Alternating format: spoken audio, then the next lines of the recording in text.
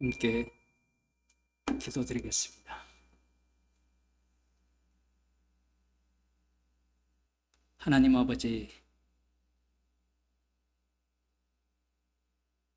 주님의 책망을 듣지 않는 짐승 같은 자가 되지 말게 하시고, 주께서 날마다 책망하시는 책망으로 인하여 십자가의 사랑을 자랑하며 감사하는 주의 백성이 되게 하옵소서. 예수님 이름으로 기도드리옵나이다. 하나님 말씀 마태복음 23장 29절에서 36절 말씀을 보겠습니다. 신약성경 40쪽입니다. 제가 읽어드리겠습니다. 화 있을진저 외식하는 서기관들과 바리새인들이여, 너희는 선지자들의 무덤을 쌓고 의인들의 비석을 꾸미며 가로되, 만일 우리가 조상 때에 있었다면 우리는 저희가 선지자의 피를 흘리는데 참여하지 아니하였으리라 하니, 그러면 너희가 선지자를 죽인 자의 자손됨을 스스로 증거함이로다. 너희가 너희 조상의 양을 채우라. 뱀들아, 독사의 새끼들아, 너희가 어떻게 지옥의 판결을 피하겠느냐. 네, 여기까지만 읽겠습니다. 예수님께서 서기관들과 바리새인들에게 외식하는 자들이라 이렇게 선언을 하신 겁니다. 이렇게 선언을 하면 우리는 손을 들고 우리 중에 외식하지 않는 사람이 있는데요 라고 할 사람이 있을까요, 없을까요? 있죠. 오늘날도 마찬가지잖아요. 나는 진심이야, 이런 말을 제가 많이 들어봤어요. 진심으로 십자가를 사랑한다. 거짓말입니다. 예수님께서 이렇게 말씀을 하셨을 때 화가 나는 사람들이 있겠죠. 나는 외식하지 않는다라는 거예요. 외식하지 않는다라는 거예요. 톰 나이트라는 사람이 왜 자꾸 이 사람을 언급하느냐. 그 사람이 미국 교회와 한국 교회에 큰 영향을 미치기 때문에 그래요.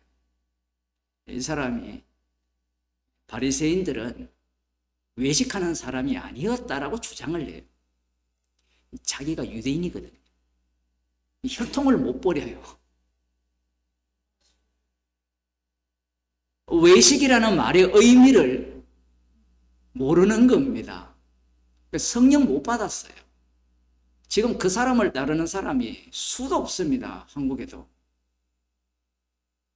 외식이 뭔지를 몰라요. 예수님께서 서기관들과 바리새인들에게 외식하는 자들아 화 있을진저 이렇게 할 때 이 말씀을 듣는 바리새인 중에 사도 바울이 있다 칩시다. 바리새인 중에 바리새인이 사도 바울이거든요. 주님을 만나기 전에 그가 어떻게 살았느냐. 진심으로 살았어요. 우리 찬송가에 돼 있죠. 신자 되기 원합니다. 진심으로. 백날 진심으로 해도 그 진심이 진심이냐라고 할 때는 자기에게는 진심이에요. 그리고 주변의 사람에게는 진심이에요. 그런데 하나님의 아들이신 예수님께서 이 땅에 오셨죠. 마지막 때에 하나님 나라를 몰고 오셨습니다. 예수 그리스도 자체가 하나님 나라라고도 볼 수 있는데요. 예수님이 오셔서 단언을 해버리죠. 이것은 여지가 없습니다.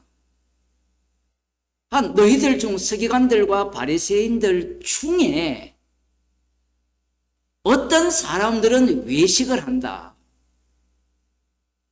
그러니 너희들에게는 화가 있을 것이다. 이렇게 이야기를 하면 기분이 안 나빠요.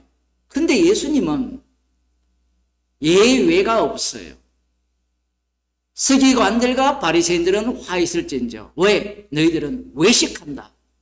어느 정도 외식을 하느냐? 너희들은 뱀들이다. 뱀들. 뱀이 어디에 등장합니까? 창세기 3장에 등장하죠. 뱀들이라고 선언한 이유는 이들이 여자의 후손에 발꿈치를 상하게 할 것이기 때문에 그래요. 그런데 바리새인과 서기관들 입장에서는 자신들이 창세기 3장을 알까요? 모를까요? 알고 있죠. 그죠? 창세기 3장을 한번 봅시다.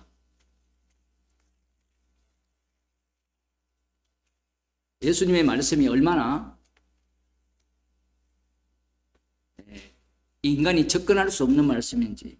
여호와 하나님이 지으신 들짐승 중에 뱀이 가장 강교하더라. 뱀이 여자에게 물어 가로되 하나님이 참으로 너희들어 동산 모든 나무의 실과를 먹지 말라 하시더냐.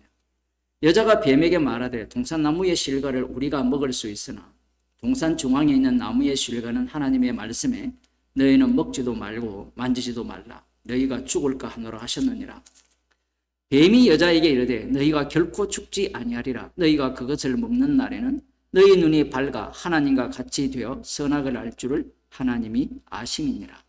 여자가 그 나무를 본즉 먹으림도 하고 보암직도 하고 지혜롭게 할 만큼 탐스럽기도 한 나무인지라.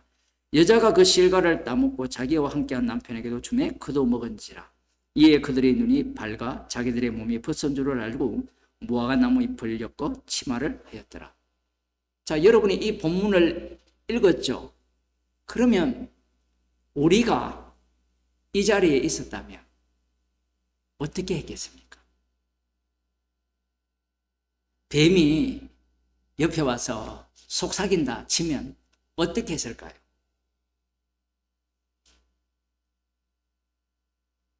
아니, 우리를 이야기하지 말고 바리새인들을 생각해 봅시다. 서기관들과 바리새인들. 그들이 이 본문을 알고 있을 거 아니에요. 그러면 이들은 땅을 치면서 여자, 그때는 하와가 아니었으니까 우리 조상 여자여 왜 먹었어요? 왜?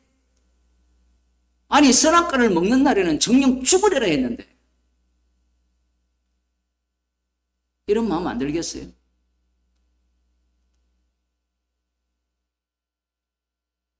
원망은 하지 않더라도 내가 그 자리에 있었으면 먹을까요? 안 먹을까요?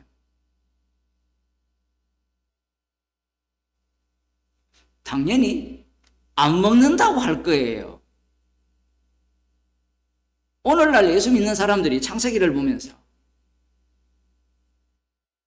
이 본문을 보면서 본인이 그 자리에 있었으면 나도 뱀의 유혹에 넘어가서 먹었을 것이라고 생각하는 사람 손 들어보세요 라고 하면 아마 없을 겁니다. 없어요. 있다면 그것은 새 창조물입니다. 새 피조물.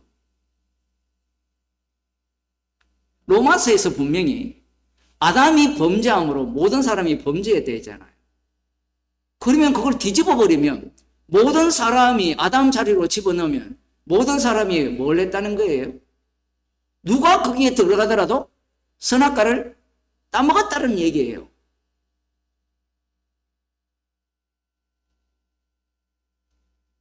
로마서를 100번 설교하면 뭐합니까? 읽으면 뭐해요? 못 알아먹는데. 그러면 그걸 다시 볼까요? 한 사람이 범죄함으로 모든 사람들이 범죄했는데 그 모든 사람들이 범죄한 최종 지점은 누구를 죽이는 겁니까? 하나님의 아들을 십자가에 못 박아 죽이는 거였죠. 그렇다면 아담이 선악과를 먹은 행위는 무엇과 관련되어 있습니까? 하나님의 아들을 십자가에 못 박는 죄와 직통으로 연결되어 있어요.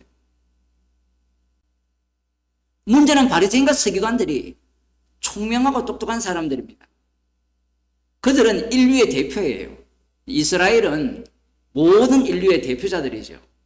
대표자들 중에 대표자들이 남은 자들입니다. 예수님 당시에 남은 자들인데 그들이 성경을 연구를 할 때 어떻게 연구하느냐? 우리와 다르지 않아요. 요즘 그 뉴스에 그런 게 나오잖아요. 광복절을 인정하지 않는 그 뭐 누구를 임명했다 그러잖아요. 그죠? 그러면서 이제 이완용을 지지한다? 누군가 그랬잖아요. 그죠? 그러면 우리같이 세뇌받은 사람들은 내가 만일에 일제시대에 있었으면 이완용 자리에 있었으면 이완용이처럼 할까요? 안 할까요? 아우 돈이 되는데 다 하죠. 안 한 사람들이 있죠. 역사를 보는 관점에 있어서 사람들이 반성을 합니다. 그러니까 이완용이 된다라고 하더라도 그것을 반성하기 때문에 이완용이 되는 거예요. 이완용이 안 되면 뭐 하느냐 하면 자기 식구들은 다 굶어 죽게 하면서 독립운동을 그렇게 살 건지 아니면 일제에 친일을 해서 잘 먹고 잘 살든지 역사를 통해서 교훈을 받아야 될 거 아니에요.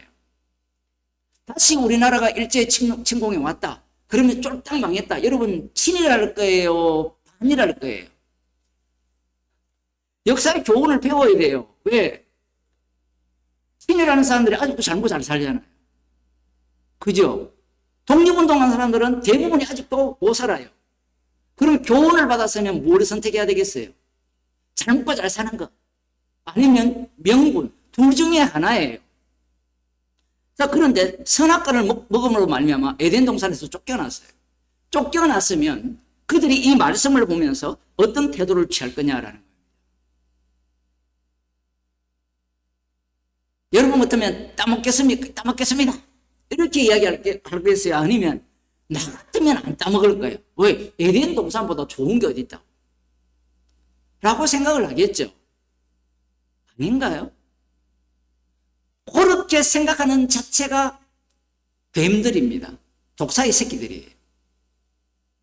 지금 예수님께서는 성경 해석하는 방법이 뱀들이 하는 해석법이고 독사의 새끼들이 하는 해석법이라고 선언하고 있는 거예요. 그 해석법이 어떤 해석법이냐면 말씀을 통해서 교훈을 받는 겁니다.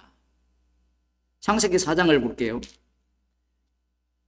저 뒷부분에 가면 가인이 아벨을 죽인 내용이 나오기 때문에 아벨이 나오기 때문에 4장 1절에 보면 아담이 그 아내 하와와 동침함에 하와가 잉태하여 가인을 낳고 이르되 내가 여호와로 말미암아 덕남하였다 하니라. 그가 또 가인의 아우 아벨을 낳았는데 아벨은 양치는 자였고 가인은 농사하는 자였더라. 세월이 지난 후에 가인은 땅의 소산으로 제물을 삼아 여호와께 드렸고 아벨은 자기도 양의 첫 새끼와 그 기름으로 드렸더니 여호와께서 아벨과 그 제물은 연락하셨으나 가인과 그 제물은 연락하지 아니하신지라. 여기에서 보더라도 여러분이 이 본문을 보면 가인이 되고 싶어요? 아벨이 되고 싶어요? 이것은 애들한테 물어보면 답이 저절로 나오거든요. 왜? 부모들이 선악이 뭔지를 가르쳐요. 요즘은 선악이 뭔지 안 가르칩니다. 요즘 세대는. 돈만 있으면 다 해결되거든요. 한 대 쳐놓고 잘못했다가 아니고 돈 주면 끝내버려요. 오라버지가 누구다? 대통령 친구다. 유야무야 되잖아요.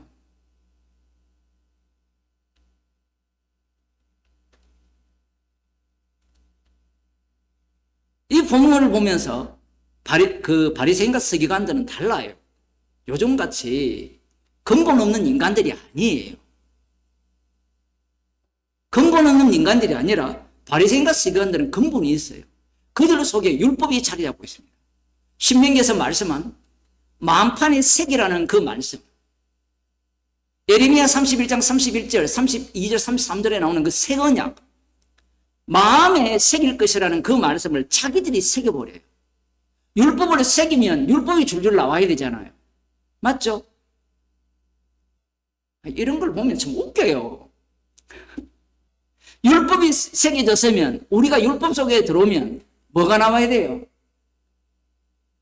바리새인과 서기관들은 그 말씀을 말씀대로 믿었기 때문에 쿵 누르면 율법이 나오죠. 그런데 성령을 받게 되면 말씀이 들어와서 쿵 누르면 뭐가 나와요? 십자가가 나오죠. 그러면 하나님이 진작 그렇게 말씀하시지. 진작 말씀을 하셨어요. 6월절 어린 양의 피로 이스라엘을 만들었잖아요. 어린 양의 피로 이스라엘을 만들었다면 율법을 주신 목적은 율법 하나를 찔러대면 뭐가 나와야 됩니까? 어린 양의 피로서 완성된 주님의 구원이 나오고 동시에 그 율법을 통해서 저주가 나와야 되잖아요. 그게 율법의 완성이거든요. 문제는 이런 말씀을 보면서 우리들도 저도 뭐 어릴 때부터 교회를 다녔기 때문에 그 유명한 모태신앙이잖아요. 그럼 이 본문을 보면서 아벨이 되고 싶지 가인이 안 되고 싶어요. 근데 뒤에 가보면 가인이 잘 살아요. 아벨은 죽죠. 그때는 마음이 어떻게 바뀌어요? 아벨이 되고 싶은데 가인처럼 살고 싶어. 왜 말씀을 인간들이 낚아채지 못하는 방식으로 기록을 했느냐? 그 이유가 있어요. 인간들은 선악과를 먹었기 때문에 하나님께서 말씀을 주시고 계시를 주시면서 자기를 계시를 하면 인간들은 그 계시를 낚아채서 자기가 하나님 행세를 하기 때문에 그래요. 누가 보더라도 가인이 연락을 받았잖아요. 아벨과 그 재물을 연락받았잖아요. 가인을 안 받았잖아요. 그러면 누가 보더라도 아벨이 되고 싶은 거예요. 그런데 뒤에 읽어보면 가인의 후손들 라멕 너무 잘 먹고 잘 살아요. 우리가 꿈꾸는 권력과 부와 모든 것들을 다 갖추죠. 여러분들도 각자의 성을 갖고 싶잖아요. 그래서 오죽하면 아파트를 캐슬로 짓겠습니까? 롯데캐슬. 요 동네에 가면 엄청 비싸잖아요. 걸어가다 보면 롯데캐슬이 있는데. 인간의 욕망이거든요. 바리새인과 서기관들이 본문을 보면서 가인이 되고 싶으냐 아벨이 되고 싶으냐 그러면 아벨이 되고 싶어요. 그래서 죽고 싶으냐 아니요. 감당도 못하면서 이런 본문을 보면서 아벨이 되고 싶다는. 그 다음 나오는 게 내용이 이런 거예요. 가인과 그 재물은 연락하지 아니하신지라 가인이 심히 분하여 안색이 변하니 여호와께서 가인에게 이르시되 네가 분하여 하면 어찌미뇨 안색이 변하면 어찌미뇨 네가 선을 행하면 어찌 낯을 들지 못하겠느냐 선을 행치 아니하면 죄가 문에 엎드리니라 죄의 소원은 네게 있으나 너는 죄를 다스릴지나. 하나님께서 직접 가인에게 나타나서 죄의 소원은 네게 있으나 너는 죄를 다스리라고 명령을 하셨어요. 이스라엘은 잘 들었어요. 이스라엘은 모세가 불붙는 산에서 하나님께서 말씀을 하실 때 직접 말씀하시지 말고 모세를 통해서 말씀해 달라고 해서 들었어요. 두려워서. 그런데 가인은 다이렉트로 들었어요. 물론 이스라엘도 다이렉트로 들었죠. 십계명을. 직접 들으면, 직접 음성을 들으면 나 같으면 순종하겠다. 1번. 2번 순종하지 않는다. 몇 번이에요? 1번이 답이잖아요. 직접 들으면. 왜? 뒤에 또 나오잖아요. 안 들어서 아벨을 살해하죠. 그래서 저주를 받잖아요. 그러니 이 말씀을 읽을 때 어떤 방식으로 읽느냐면 교훈으로 읽는다는 거예요. 교훈으로. 왜 교훈으로 읽느냐라고 하면 오늘의 나보다 내일의 나가 더 잘 돼야 되기 때문에 그래요. 그렇잖아요. 애들한테 자식 안 키워봐서 죄송한데 애들한테 자꾸 잘못된 걸 지적하고 바꿔 모든 걸 다 바꿔. 왜 그 이야기 합니까? 그래봤자 지금 꼴 보면 웃기지만 왜 그렇게 해요? 지금보다 나은 내일 그걸 생각하기 때문에 그렇잖아요. 나에 대해서도 마찬가지죠. 나에 대해서도 계속해서 반성을 하잖아요. 그렇지 않습니까? 그게 인간의 본성이에요. 바리새인과 서기관들은 나름대로 자신들이 하나님의 백성으로서 남은 자로서 자부하고 있어요. 그러면 말씀을 해석하는 데 있어서 자기들이 전문가죠. 전문가니까 어느 누가 이 본문을 보면서 나는 가인을 닮을래 라고 할 사람이 있어요 없어요? 없죠. 없잖아요. 오늘날 우리들도 어때요? 가인을 닮으려 하는 사람이 있어요? 만일에 그런 사람이 있다면 정신병자예요. 그러면 성도는 이 본문을 어떻게 보느냐? 가인을 닮는 게 아니고 가인이에요. 해석이 달라져요. 바리새인과 서기관들이 왜 뱀들이냐? 왜 독사의 새끼들이냐? 왜 이들이 외식하느냐 하면요. 이들 앞에 예수님이 계시잖아요. 예수님이 계시면 이들은 예수님 앞에 무릎을 꿇고 불쌍하게 달라고 해야 되죠. 왜냐하면 예수님이 심판주거든요. 인자됨을 인하여 심판하는 권세를 다 가졌어요. 그런데 이들은 예수님 앞에 고개를 빳빳이 세우고 예수님을 죽이려고 하죠. 왜 죽이려고 합니까? 자기들이 잘났기 때문에 그래요. 이들이 성경을 해석을 할 때 교훈적으로 해석하는 겁니다. 겉과 속이 다른 문제가 아니에요. 진심으로 빌립보서 3장 5절 이하에 나오잖아요. 사도 바울이 내가 바리새인 중에 바리새인이고 난지 8일 만에 할례를 받고 율법의 의로는 흠이 없다라고 해요. 성령 받은 사도 바울이 자기를 이야기하는 거예요. 그런데 성령을 못 받을 때는 그것이 외식이었어요? 아니었어요? 아니었죠. 그런데 주님이 찾아오시니까 외식인 줄 상상도 못했어요. 어떤 외식으로 드러났어요? 자기의 영광을 받기 위해서 그렇게 살았다라는 거예요. 성령이 없으면 그걸 인정하지 않습니다. 성령을 못 받으면 너희들이 서로 자기 영광을 취하는구나 라고 예수님이 요한복음 5장인가 거기에서 말씀을 하셨거든요. 그럴 때 바리새인과 서기관들이 아닌데요. 우리는 지금 말씀대로 살아가고 순종할 뿐인데요. 그들은 자기들이 뱀들인 줄 알아요, 몰라요? 모르죠. 너희 아비가 마귀라고 할 때 그거 인정합니까, 안 합니까? 안 하죠. 우리 아버지는 아브라함이 아버지라는 것은 여호와 하나님, 유일하신 하나뿐인 하나님이 우리의 아버지라는 이야기예요.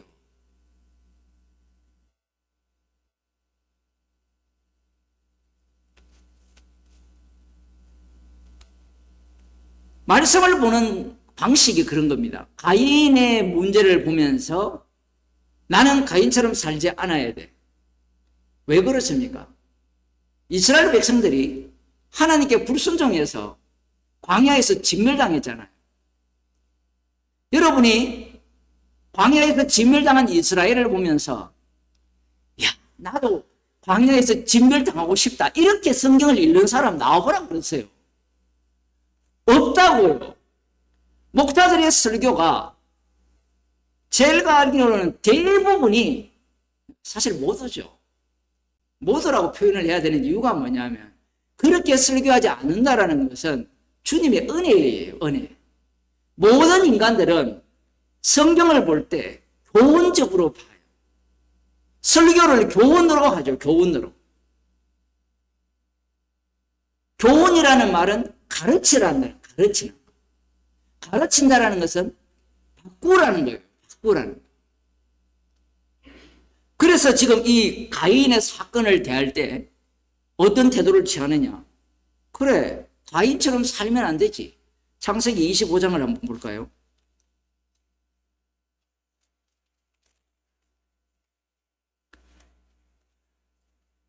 (25장) 23절에 보면 본래 리브가가 아이를 못 낳는 여자였는데 이삭이 21절에 여호와께 간구하여서 주셨는데 아이들이 그의 태 속에서 서로 싸우는지라.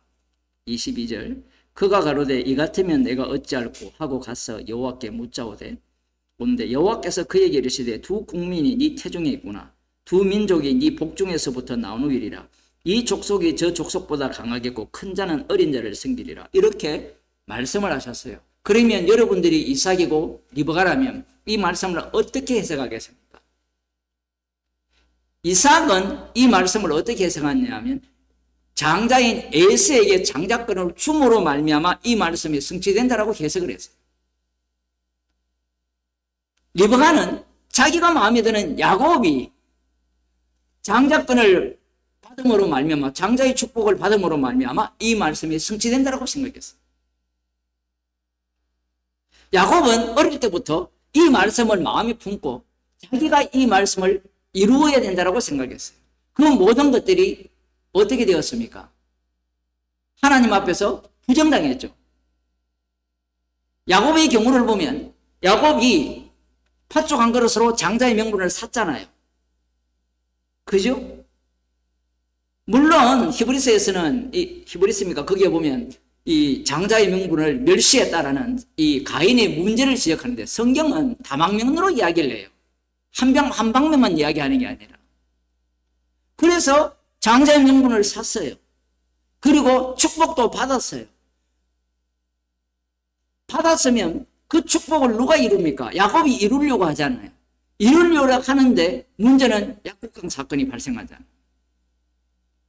누구와 싸웁니까? 하나님의 천사와 싸워서 이겨버리죠. 그때 울면서 간구하면서 축복해달라고 하죠.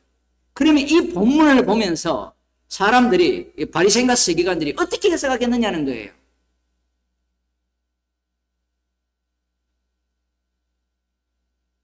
해석을 하는 겁니다. 사람들은 해석을 하고 내가 어떻게 살 건지를 생각을 해요.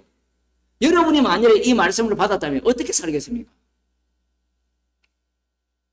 야곱처럼 살겠습니까? 아니면 다른 방식으로 살겠습니까? 하나님의 뜻을 이루어질 때까지 기다리겠습니까?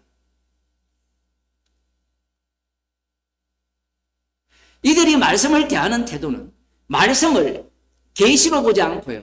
말씀을 역사적 기록으로 보는 겁니다. 교훈으로 보는 거예요. 계시라는 말은 어떤 의미를 담고 있는가 하면 그 계시가 계시된 대로 진행된다라는 거예요. 이걸 달리 말하면 말씀은 말씀대로 되어진다라는 거예요. 그런데 이 말씀을 보는 인간들은 서기관과 바리새인들은 어떻게 보느냐면 말씀을 보면서 그 말씀 세계에 합류하려고 하지 않고 그 말씀의 교훈을 본받아서 저들과 달리 야곱과 달리 행동을 취함으로 말미암아 복을 받으려고 하는 거예요. 안 얻어터지려고 하는 거죠. 표현을 하면. 하나님의 천사와 싸울 이유가 뭐가 있습니까? 싸우지 않고 복을 받는 길을 택하겠다는 게 이들이 성경을 보는 성경 해석법입니다. 출애굽기 2장을 보면요. 이 희한한 사건이 나오잖아요. 요셉을 알지 못하는 왕의 등장으로 인하여서 이스라엘 백성들이 굉장히 이제 고역에 처합니다.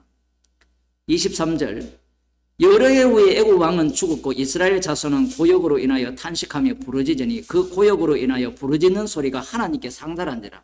이 말씀이 왜 이상하냐라고 하면 우리 같으면 야곱과 함께 요셉으로 인하여서 애굽으로 내려갔잖아요. 그죠? 내려가서 4대 만에 돌아온다는 아브라함의 언약이 있었잖아요. 그렇다면 이들이 그곳에서 잘 먹고 잘 살 때나 어려울 때나 4대 만에 돌아갈 것을 기대하고 아브라함과 이삭과 야곱의 하나님을 믿고 있어야 되잖아요. 그런데 여기에 보면 여호와 하나님께 부르짖었다가 안 나와요. 이건 굉장히 중요한 겁니다. 그러면 이것을 추론해 보게 되면 성경에 나오지 않으니까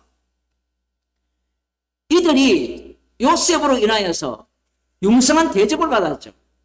신명기에 다 나옵니다. 융성한 대접을 받았을 때는 요셉을 아는 왕이 있을 때는 잘 먹고 잘 살겠죠. 잘 먹고 잘 살 때 여러분 약속의 땅에 가고 싶어요? 안 가고 싶어요? 가기 싫죠. 빨리 잊어버렸고 지금 우리 복음한 지 몇 년 됐어요. 이것도 지겨워 죽겠는데 그곳에서 400 몇 년을 삽니까? 갈지 안 갈지는 가봐야 할 거 아니에요. 그러면 바리새인과 서기관들이 이 본문을 보면 요셉이 이 야곱의 형제들을 구원하기 위해서 착고에 차여서 그들을 생명을 구원할 때까지 고난을 받았지 않느냐. 그걸 기억하면서 요셉을 아는 왕이 있을 때에도 아브라함과 이삭과 야곱에 하신 언약을 기억하여서 하나님이 약속하신 바를 이루기를 날마다 기도하면서 기다려야 되지 않습니까? 라고 해석하는 게 바리새인과 서기관이에요. 오늘날 교인들 같아요. 사람들이 이 본문을 그렇게 해석을 해요. 기다려야 마땅하다는 거예요. 그 해석법이 뱀들의 해석법이라는 거예요.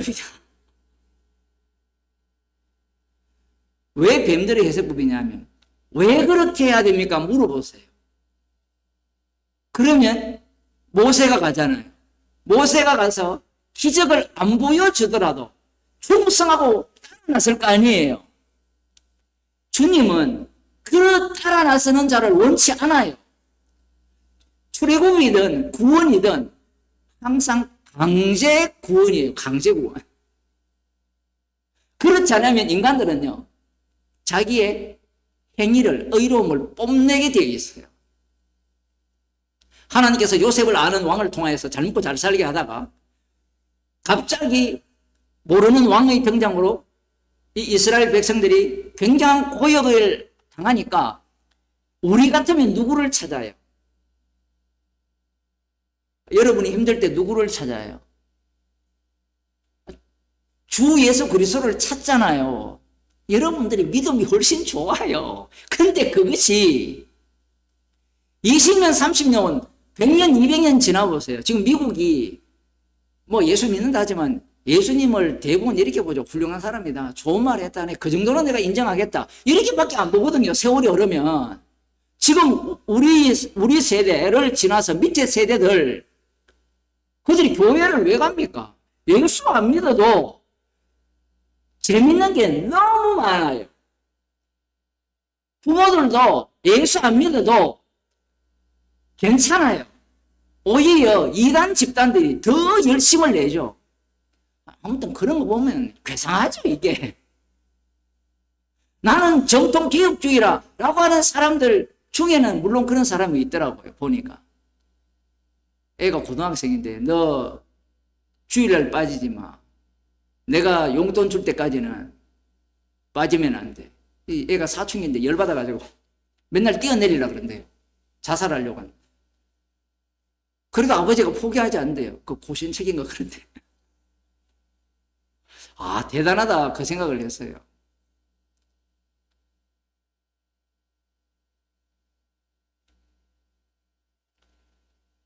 고난이 이렇게 왔으면 우리 같으면 누구를 찾을까요? 아브라함과 이삭과 야곱의 하나님을 기억 안 하겠어요? 모세가 가서 조상의 하나님이 보냈다라고 하잖아요. 그런데 그들이 뭘 묻는다요? 이름을 묻는다고 하잖아요. 아브라함과 이삭과 야곱에 가신 그 언약의 하나님이고 뭐고 필요 없어요. 이름이 필요한 거. 이름. 어떤 이름? 애굽에서 신들의 이름들이 있었잖아요. 태양신도 있고 뭐 북극성 신도 있고 땅신도 있고 개구리 신도 있고 이신도 있고 모든 이름들이 다 있단 말이에요. 그 이름들은 나의 필요를 콕 찍어서 채워주는 이름들이잖아요. 그래서 이름을 묻는 거예요. 이 본문을 바리새인과 서기관들이, 이 바리새인과 서기관 자리에 지금 오늘 우리를 넣어야 돼요.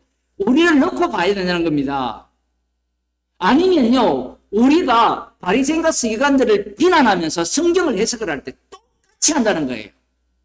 내가 이 시대에 있었으면 아브라함과 이삭과 야곱의 언약을 기억하면서 여호와 하나님께 부르짖어들 거다 라고 당당하게 말할 겁니다. 맞죠? 근데 여기에는 여호와께 부르짖었다라는 말이 안 나와요. 오히려 그들은 탄식했을 뿐이고 하나님께서 아브라함과 이삭과 야곱에게 하신 언약을 기억하사 그들에 대해서 생각하신 거예요. 보살피신 겁니다. 권념하셨다라고 하는 거죠. 왜 이런 방식을 취하느냐라는 걸 바리새인과 서기관들은 꿈에도 생각 못해요. 우리가 로마서를 보고 있는데 로마서 10장에 이제 다음 주인가 보면 나오는 이번 주에 얘가 우리가 전한 것을 누가 믿었느냐 했잖아요. 지난주에 보면. 우리가 전한 것을 누가 믿었느냐는 것은 항상이에요. 항상. 야곱도 보세요. 우리가 전한 것을 누가 믿었느냐. 천사가 와서 싸워서 자기가 천사를 이길 줄 어떻게 알았어요? 약속을 주셨기 때문에 그 약속을 믿는 나가 하나님 편이라고 생각했지 여호와의 군대가 나를 칠 줄을 어떻게 예상을 했겠습니까? 예상이 안 돼요, 그게. 사무엘상에서 처음으로 만군의 여호와라는 이름이 등장하는데 천군 천사를 대동한 이 전쟁의 신이죠, 일종의. 그 만군의 하나님이 누구부터 쳐버립니까? 이스라엘부터 쳐버린다 했잖아요. 엘리 제사장 가문부터 쳐버립니다.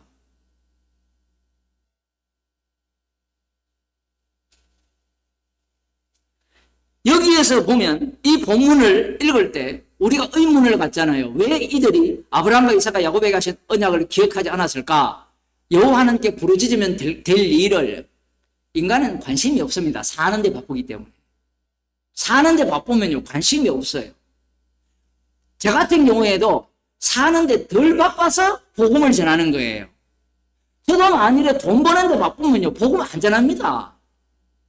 전부 다 돈 버는 데 미쳤는데 돈이 없으면 못 사는 세상인데 거기에 빠져 들어가야 돼요. 그게 사사기잖아요.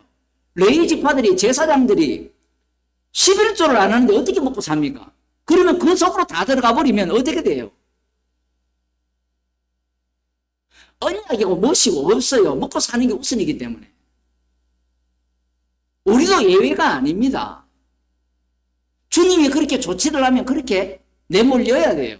여기에서 왜 이러한 내용이 담겼느냐 하면 종말에 나타나는 이 뱀들, 이 독사의 새끼들이 어떤 모양을 갖추는지를 주님이 알기 때문에 그래요. 선악과를 먹은 인간들이 선악을 알아요. 선악을 어떻게 분별하느냐 하면 성경을 읽으면서 무엇이 선이고 무엇이 악인가를 구분해내요. 무엇이 악입니까? 여기에서는 배부르게 잘 먹고 잘 살 때도 하나님 안 찾다가 힘들게 살 때도 하나님 안 찾고 그냥 아이고 힘들어 죽겠습니다. 죽겠습니다도 없죠. 죽겠다 이거죠. 죽겠다. 그 소리를 했을 뿐이에요. 그러면 이것이 바리새인과 서기관들이 보기에는 악인 거예요. 그럼 선은 뭐냐? 언약을 기억하여서 기도하는 겁니다. 이 설교하기 얼마나 좋아요. 이 본문을 갖고. 여러분들 아무리 힘들고 돈 버는데 미쳤다 하더라도 이런처럼 되지 마시고 아브라함과 이삭과 야곱 하신 언약을 기억하셔서 주님을 찾으십시오. 얼마나 좋아요. 이런 설교가. 교훈이 되잖아요. 왜냐하면 와닿잖아요. 우리가 어렵고 힘들 때 그죠? 진짜 불러야 될 이름, 주의 이름을 불러야 되잖아요. 주님이 구원을 하실 거다 하니까 사람들이 이 구원을 또 엉터리로 보지 말도 안 되지만 그런 식으로 이제 이 바리새인과 서기관들이 본문을 해석해 나가는 겁니다. 민수기 13장을 한번 볼까요? 여기에는 그 유명한 가데스 바네아 사건이 나옵니다. 12지파의 이 족장들 정도가 되는 자들이 40일 동안 가나안 땅을 탐지했는데 탐지한 결과가 여호수아가 갈렙은 여호와께서 붙이신 땅이니까 들어가자라고 했지만 나머지는 그곳에 사는 사람들이 33절 보면 32절부터 볼게요. 이스라엘 자손 앞에서 그 탐지한 땅을 악평하여 고르되 우리가 두루다니며 탐지한 땅은 그 거민을 삼키는 땅이요 거기서 본 모든 백성은 신장이 장대한 자들이며 거기서 또 네피림 후손 아낙 자손 대장부들을 보았나니 우리는 스스로 보기에도 메뚜기 같으니 그들의 보기에도 그와 같았을 것이니라. 그러자 온 회중이 소리를 높여 부르짖으며 밤새도록 백성이 국하였더라. 이스라엘 자손이 다 모세와 아론을 원망하며 온 회중이 그들에게 이르되 우리가 애굽 땅에서 죽었거나 이 광야에서 죽었다면 좋았을 것을 어찌하여 여호와가 우리를 그 땅으로 인도하여 칼에 망하게 하려 하는고 우리 처자가 사로잡히리니 애굽으로 돌아가는 것이 낫지 아니하랴. 이 본문을 읽을 때 무엇이 선이고 무엇이 악입니까? 돌아가자고 하는 자들이 악이고 여호수아와 갈렙이 선이죠. 그러면 이 본문을 서기관 바리새인이 다 오늘날 교인들이니까 해석을 어떻게 해요? 이런 불신앙을 버려야 된다는 거예요. 요게 뱀들입니다. 뱀들이 해석하는 방식이에요. 이들의 문제가 뭐냐면요. 십자가를 제거하려고 하는 거예요. 십자가를. 이들의 문제가. 주님이 이 사건 속으로 몰아넣으면 당하면 돼요. 목사님, 그러면 우리는 선악을 분별 안 합니까? 하죠, 당연히. 하죠. 하는데 선악을 분별하는데 성도는 선악을 분별해서 무엇과 만나야 되는 겁니다. 십자가와 만나야 돼요. 그런데 이들의 문제는 선악을 분별하면 옳음과 만나요. 옳음. 옳음과 만나게 되면 나 잘났다가 돼요. 오늘날 나름 복음을 듣는 사람들의 문제가 선악과를 중심으로, 선악을 중심으로 성경을 본다는 거예요. 무엇이 옳으냐? 무엇이 하나님의 뜻대로냐? 하나님 뜻대로 제대로 복음을 알아야 된다는 게 그들의 주장이잖아요. 그 십자가에서 다 이루심을 믿어야 된다. 이게 선인 거예요. 그 선을 믿는 나는 뭐가 되죠? 옳다라는 겁니다. 이게 선악과의 메인자들의 공통점이에요. 그들에게 십자가의 현재성을 이야기해 보세요. 돌 들고 나옵니다. 나 십자가 믿는다니까? 십자가 사건이 현재라니까? 당신 속에 그리스도의 영이 강한다면 그 그리스도가 십자가에 못 박혀 죽으셨잖아. 누가 죽였어? 당신이 죽였지 않느냐? 우리가 죽였지 않느냐? 우리는 날마다 십자가 사건의 현장 속에 들어있어. 라고 하면 그들은 화를 내죠. 왜? 십자가 속 현장에 있으면 나는 뭡니까? 죄인 중에 횟수가 되거든요. 그 사람은 뭐가 되고 싶은 거예요? 제대로 믿어서 구원받고 싶은 겁니다. 그게 바리새인과 서기관의 성경 해석법입니다. 여기에 이 본문을 보면서 사람들은 선악을 구분하죠. 그런데 여호와 하나님도 누구 편을 들었습니까? 여호수아 갈렙 편을 들었죠. 이게 또 문제인 거예요. 그러니 이 말씀을 하시더라도 지금 율법과 선지자 모두가 다 예수 그리스도에 대해서 전가하고 있는데 인간들은 하나님의 말씀 자체를 어떻게 계속해서 받아들이냐면요. 자기를 위한 말씀으로 해석을 하는 겁니다. 이제 마태복음으로 와서 지금 이들이 선지자들의 무덤을 쌓고 의인들의 비석을 꾸미며 가로되 만일 우리가 조상 때에 있었다면 우리는 저희가 선지자의 피를 흘리는데 참여하지 아니하였으리라 하니, 이 말을 하는 이유가 뭘까요? 구약 성경에 나오는 선지자들을 배척을 하고 죽이고 그랬거든요. 이름 없는 선지자들도 많이 죽었습니다. 많이 죽었는데 그 본문을 보면서 이들이 내가 만일에 조상 때에 있었다면 누구 편 들겠습니까? 자, 여러분, 우리 한번 봅시다. 여러분이 예를 들어 엘리야 시대에 있었으면 엘리야 편 드리겠어요? 아합 편 드리겠어요? 당연히 엘리야죠. 좀 솔직해져야 돼요. 이들이 선지자들의 무덤을 깨끗하게 하면서 비석을 꾸며요. 그러면서 뭐라고 이야기하는가 하면 우리 자신이 그때 있었다면 이들을 안 죽였을 거라는 거예요. 그럼 자기들은 누구 편이다? 선지자의 편이다. 요 해석에 대해서 예수님이 어떻게 말씀을 하시느냐, 여기가 이제 가장 핵심입니다. 왜, 무엇이 외식이냐 하면 봅시다. 그러면 너희가 선지자를 죽인 자의 자손됨을 스스로 증거함이로다. 무슨 이런 해석이 다 있어요. 예? 내가 일제시대에 있었으면 이완용처럼 나라를 팔아먹지 않았을 거야 라고 말을 하니까 예수님이 뭐라고 하는가 하면 네가 바로 이완용이냐? 이게 말이 돼요, 안 돼요? 이 어법이 말이 돼요? 논리적으로 성립이 안 되잖아요. 아니, 각자의 마음이 내가 그때 있었다면, 뒤에 보면 바레가의 아들 스가랴의 피가 나오는데, 스가랴라고 되어 있는데, 이 사람이 피를 흘릴 때 이 사람이 성전에서 돌에 맞아 죽었거든요. 만일에 여러분들이 그 자리에 있었으면 돌을 들고 죽였을까요? 안 죽었을까요? 솔직하게 안 죽였죠, 당연히. 맞죠? 지금 바리새인과 서기관들이 성경을 해석하는 해석법이 이 해석법이에요. 이 목사들이나 신학자들이 이 해석을 안 해요. 이런 해석을 해버리면 그들이 뭐에 대해서 불안해하느냐면, 그러면 옳음이 뭐냐 이거. 그들의 관심은 선악밖에 없어요. 십자가에 있는 게 아니에요.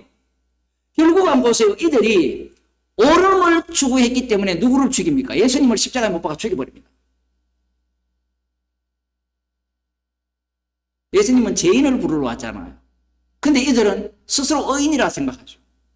그럴 수밖에 없죠. 율법의 의로는 흠이 없게 살아가니까 어떻게 죄인이라 하겠습니까? 세례 요한이 천국이 가까웠는데 회개하고 회개 합당한 열매를 맺으라 하니까 회개할 게 없는데 이미 나 애시당초에 이미 회개 다 했고 지금 나는 합당한 열매를 맺고 사니까 천국이 온다면 메시아가 오는 것이 천국이거든요. 메시아가 오면 하나님 나라가 도래하면 나는 당연히 1순위로 하나님 나라에 들어갈 자격 요건을 갖추었는데 뭘 회개해요? 회개할 게 없는 겁니다.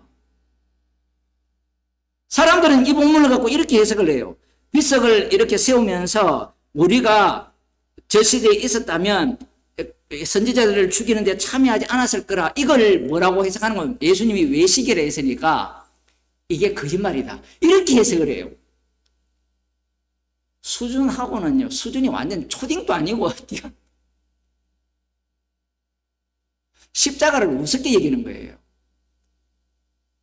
그렇게 해석을 하기 때문에 십자가에서 다 이루심을 안 믿고요, 여기에서 또 인간이 십자가를 믿는다 해놓고 뭘 끄집어냅니까? 율법을 끄집어내고 자기 행위를 끄집어내는 거예요. 그 행위가 하나님 앞에 영광이 된다라는 겁니다. 하나님께 영광이 되는 것은 딱 하나예요. 예수 그리스도로 말미암아 하나님께 영광을 돌려요. 이 말귀를 못 알아듣죠. 무슨 말인지. 예수 그리스도로 말미암아 하나님께 영광을 돌린다는 것은 너희들은 철저하게 뭐라는 겁니까? 죄인이라는 거예요. 십자가만이 하나님께 영광이 돼요. 십자가만이. 지금 그 말씀을 하시기 위해서 이 말씀을 하는 거예요. 너희들이 조상 때 있었다면 나는 선지자들을 죽이지 않았을 것이다 라고 하는 그 말 참 잘했다. 그게 바로 선지자를 죽인 자의 자손됨을 스스로 증거합니다 라고 하면서, 자손은 맞잖아요, 혈통적으로. 그 다음이 문제죠. 너희가 너희 조상의 양을 채우라, 이렇게 얘기합니다. 아니, 나는 우리 조상은 맞는데 나는 선지자 죽이는 일에 절대로 참여 안 해 라고 하는 자들이 누구냐면 바리새인과 서기관들입니다. 그런데 그 모든 선지자들이 증거한 예수님을, 율법이 증거한 그 예수님을 이들이 죽여버려요. 예수님의 논리가 인간의 논리를 다 깨어버립니다. 바리새인과 서기관들 입장에서는 화가 나죠. 예수님은 지금 화를 돋구는 것 같아요, 거꾸로. 왜냐하면 자기들의 마음은 진심이거든요. 순수해요. 우리들은 바리새인과 서기관을 외식한다고 하니까 저 인간들 정말 겉과 속이 다른 놈, 자기가 겉과 속이 다르니까 그렇게 보는 거예요. 그런데 이 바리새인과 서기관들은요, 그런 인간들이 아니에요. 겉과 속이 일치하는 인간들이에요. 일치하는 인간이기 때문에 외식한다는 거예요. 왜 그러냐면요, 종말에 나타나는 이 예수님이 오심으로 말미암아 종말 때 나타나는 그 악은 뱀이 나타나야 되거든요. 뱀. 마지막에 뱀이 나타나야 돼요. 뱀으로 출발했으니까 뱀이 나타나야 되는데, 이 뱀의 모습은 어떤 모습이냐면 바로 바리새인과 서기관 같은 자들이 뱀의 모습이에요. 예수님이 말씀하시기 전에는 이들이 외식하는 자가 아니에요. 자기들도 인정하지 않습니다. 그리고 주변 사람들도 인정하지 않아요. 주변 제자들도 이런 말씀을 했을 때 외식이라는 단어를 겉과 속이 다른 인간이라는 의미로 썼으니까 저놈들을 뭔가 구린내 나는 게 있을 거야 라고 해석을 하는 거예요. 그런데 예수님 쪽에서는 그들의 진심 자체가 외식이라는 거예요. 이게 마지막에 드러나는 뱀의 모습입니다. 가장 율법적인 자들이 가장 율법적으로 행동하는 자들이 가장 악마적인 모습을 드러내는 시대가 종말이에요. 이들이 지금 누구 아래에 살고 있습니까? 로마 제국 아래에 살고 있죠. 로마 제국은 짐승입니다. 다니엘 예언에 의하면. 그 짐승의 지배를 받고 있는 이들은 그들 속에서 반짝반짝 빛나는 샛별 같아요. 율법을 지키면서 사니까. 그러니 이들을 향해서 어느 누가 짐승이라 하겠습니까? 어느 누가 뱀이라 하겠어요? 저들은 우상을 섬기고 있고 자신들은 율법대로 살고 있고 하나뿐인 여호와만 섬기고 있는데 소득의 11조를 박하와 양과 근처의 11조를 하는 사람들인데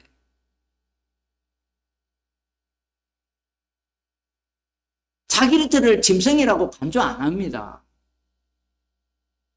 그런데 예수님이 이들을 향해서 외식하고 너희들이 바로 뱀들이고 독사의 새끼들이라고 말씀을 하시는 거예요. 이것을 요한복음 8장에서는 너희 아비가 마귀라고 하신 것과 똑같은 말씀입니다. 그럼 마귀의 정체가 드러났죠.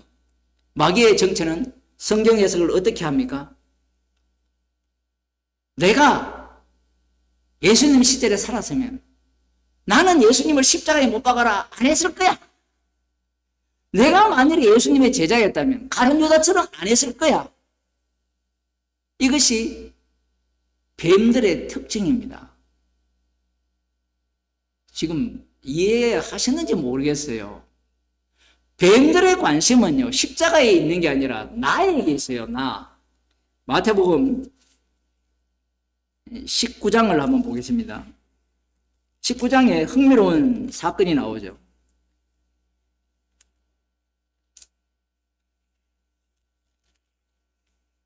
19장 3절에 보면 바리새인들이 예수께 나와 그를 시험하여 가로되 사람이 아무 연고를 물어나고 그 아내를 내어버리는 것이 옳으니까 예수께서 대답하여 가라사대 사람을 지으시니가 본래 저희를 남자와 여자로 만드시고 말씀하시기를 이러므로 사람이 그 부모를 떠나서 아내에게 합하여 그 둘이 한 몸이 될지니라 하신 것을 읽지 못하였느냐. 이러한즉 이제 둘이 아니요 한 몸이니 그러므로 하나님이 짝지어 주신 것을 사람이 나누지 못할지니라 하시니 여짜오되 그리하면 어찌하여 모세는 이혼정서를 주어서 내어버리라 명하였나이까. 예수께서 가라사대 모세가 너희 마음에 완악함을 인하여 아내 내어버림을 허락하였거니와 본래는 그렇지 아니하니라. 내가 너희에게 말하노니 누구든지 엄명한 연고 외에 아내를 내어버리고 다른 데 장가드는 자는 간음함이니라. 이렇게 말씀을 하셨어요. 그러자 아주 똑똑한 제자들이 간음한 죄를 안 지으려면 아내에게 이런 행위를 안 하려면 결혼 안 하면 되잖아요. 이렇게 이야기해요. 이런 방식이 지금 바리새인과 서기관들의 해석법이에요. 계속해서 이들은 무엇이 안 되려고 하는 거냐면 죄인이 안 되려고 하는 거예요. 아내에게 그럴 것 같으면 결혼 안 하면 안 돼요. 제자들이 똑똑하잖아요. 여기에 대해서 예수님이 뭐라고 하십니까? 타고난 자라야 할지니라. 하나님께서 하게 하신 자만 그럴 수 있다라고 말씀하시는 거예요. 너희들은 안 된다는 겁니다. 가능성을 이야기하는 게 아니라 불가능성을 이야기하는 거예요. 제자들이 말하는 이 답변이 얼마나 중요한지 알아야 돼요. 우리는 성경을 보면서 계속해서 죄를 안 지으려고 하고 선악을 나누어서 옳은 것을 행하려고 하잖아요. 그러한 해석법들이 누구의 해석법이냐? 바로 바리새인과 서기관들의 해석법이요. 그 해석법이 바로 외식하는 자들의 해석이요. 그들이 바로 뱀들이요 독사의 새끼들입니다. 이들이 예수님을 십자가에 못 박아 죽이는 거예요. 만일에 우리가 성경을 읽을 때 십자가 앞에서 죄인으로 드러나는 식으로 말씀을 해석하지 못하고 해석하지 않고 선악을 나누어서 옳음을 추구한다면 결국은 우리는 그리스도 안에 있는 자가 아니라 그리스도 밖에 있는 자라고 할 수 있어요. 오늘날 대부분 교회가 바리새인과 서기관의 해석법을 갖고 있죠. 무엇이 옳으냐를 계속 추구하잖아요. 개혁주의 성경 해석법이 옳아요. 아니 신천지가 옳아요. 옳다는 말은 나는 십자가 앞에서 죄인이 아니라는 얘기예요. 여러분 그걸 아셔야 돼요. 나는 선이라는 이야기예요. 나는 선. 그런데 주님이 찾으시는 자들은 죄인을 부르러 왔어요. 죄인을. 구약에서는 율법을 순종하지 않는 자들이 하나님으로부터 진노를 당했지만 그 율법을 순종하지 않는 자들이 우상 숭배를 했잖아요. 마지막 종말 때는 율법을 순종하는 자들이 자기 숭배자로 드러났습니다. 자기를 사랑하는 자, 자기를 부인하지 못하는 자로 드러났어요. 왜 이렇게 주님께서 계시를 통해서 말씀을 하시느냐 하면 십자가 지신 분만을 자랑케 하기 위해서 그래요. 십자가에 피 흘리신 예수 그리스도가 주가 되심을 증거하기 위해서 주님은 이런 조치를 취하신 겁니다.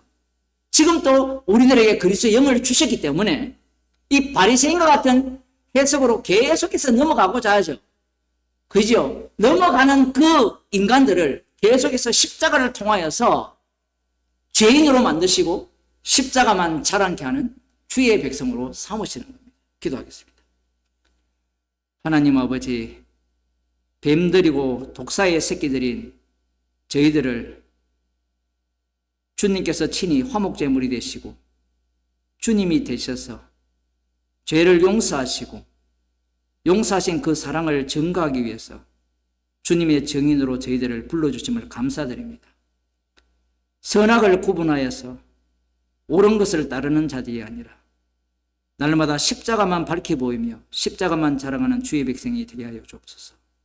예수님 이름으로 기도드리옵나이다. 아멘. 하늘에 계신 우리 아버지여, 이름이 거룩히 힘을 받으시오며 나라에 와시오며 뜻이 하늘에서 이루어진 것 같이 땅에서도 이루어지이다. 오늘날 우리에게 일용할 양식을 주옵시고 우리가 우리에게 죄진 자를 사하여 준 것 같이 우리 죄를 사하여 주옵시고 우리를 심에 들게 하지 마옵시고 다음은 악에서 구하옵소서. 대개 나라와 근세와 영광이 아버지께 영원히 사